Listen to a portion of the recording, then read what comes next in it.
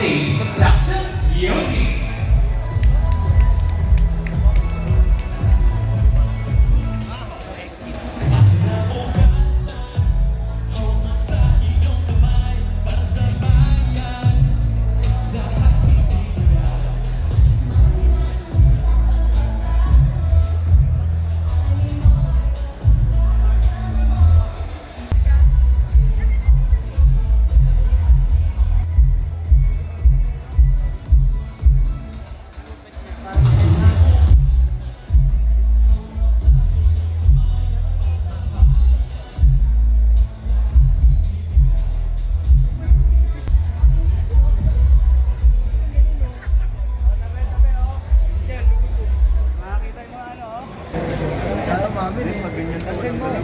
Yes, magandang gabi po sa inyo lahat.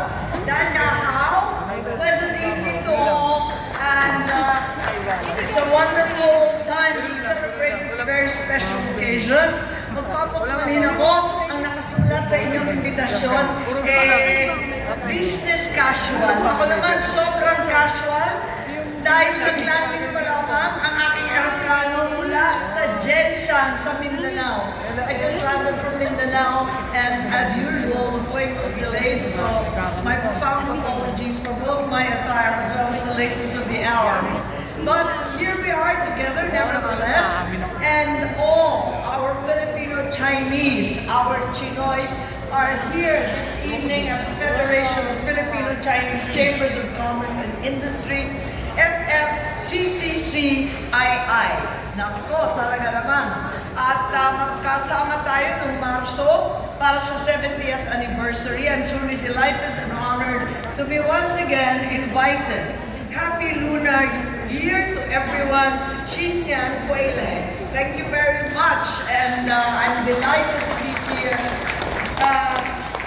Kung Hei Kachoy, Kung Si Pachay, and to everyone that is here, ang ating Pangulo, Dr. Cecilio K. Pedro, who time and again has been with me on these occasions, all the honorary presidents, all vice presidents and officers. I saw the San Juan Mayor, Francis Zamora. I also see Ivan from DICT, our secretary. My mayors are here, Carly Apadilla from Ilocos Norte, Manna, and my Vice Mayor Sandra Cabreros from Curimao.